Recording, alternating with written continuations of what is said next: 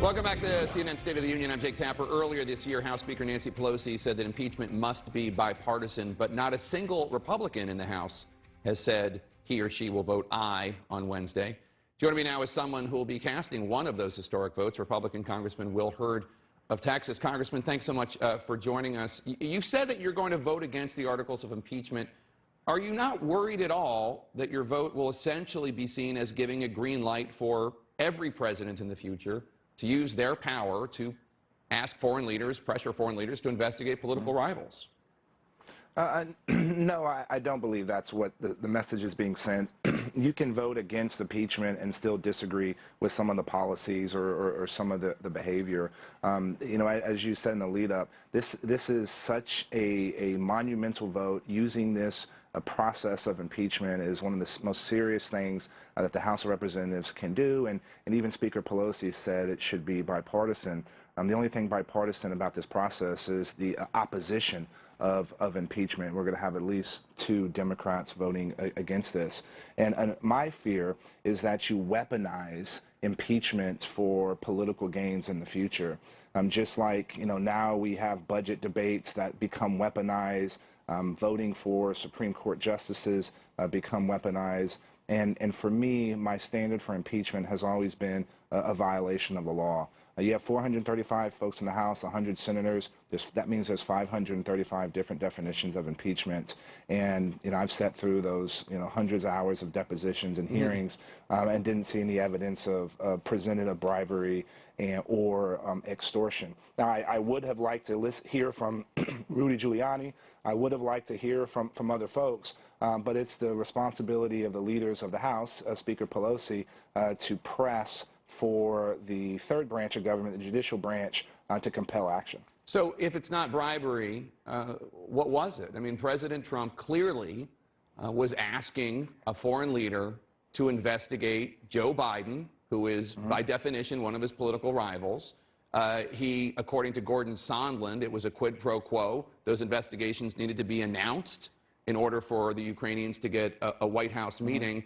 You've said that this behavior is inappropriate. How do you send a signal to a president or any future presidents? You can't do this, because otherwise, potentially, you have President Buttigieg demanding that China investigate Jared Kushner's family for their comments about visas. I mean, it opens up a huge Pandora's box. I'm sure you see that.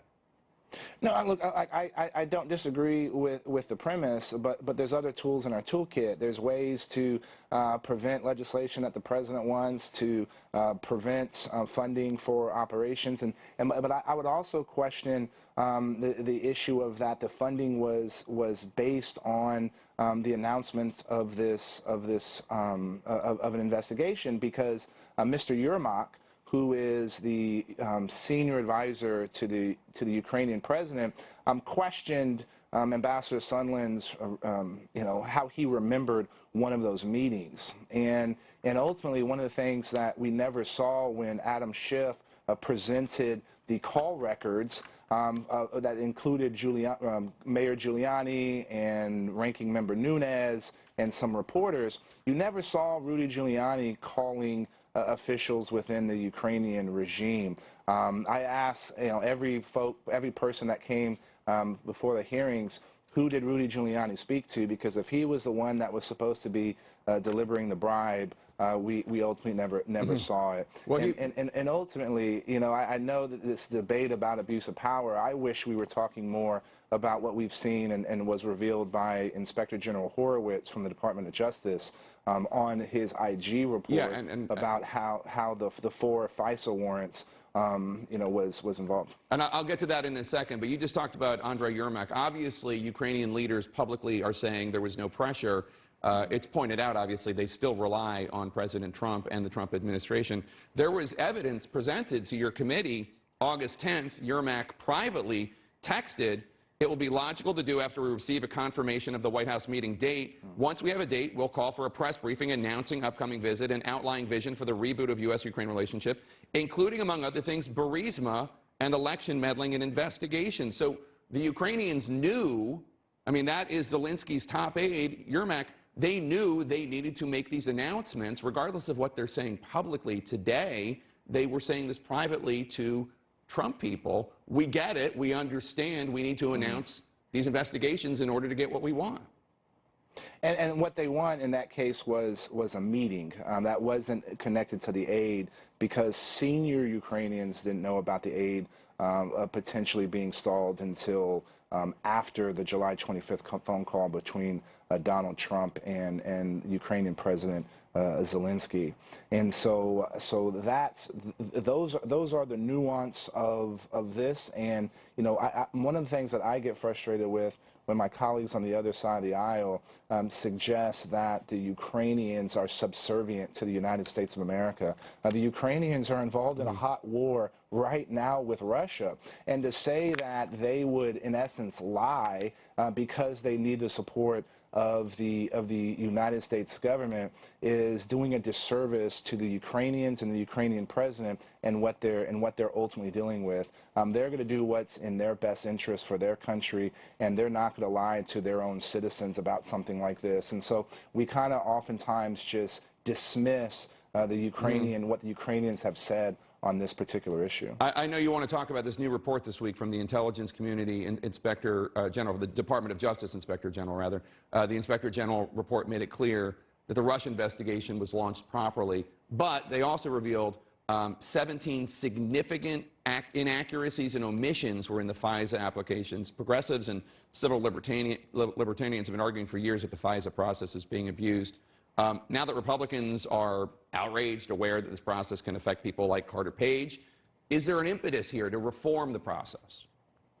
I think there is. FISA, the Foreign Intelligence Surveillance Act, that was passed in, I think it was 1979, and there's been a number of additions to that to ensure that when federal law enforcement or the intelligence community looks to get electronic surveillance on an individual, especially American citizen, that our Fourth Amendment civil liberties are being protected. I think there's debates right now about, do you introduce a third entity to debate and have the side of the person that the FBI or the NSA is looking to surveil to make sure that they're doing what they're doing. And I just want to make one point on this Horowitz report. The bar for the FBI to open an investigation is actually pretty low. Very low. Whether or not that was done properly, improperly, they said it was done properly. That's not the real question. The real question is, why were there 17 lies in this report? You had a guy who was helping one branch of the government, thinking he was helping his country, and another branch of the government was using that as an excuse to say he was committing espionage. As a former intelligence officer, that's absolutely outrageous.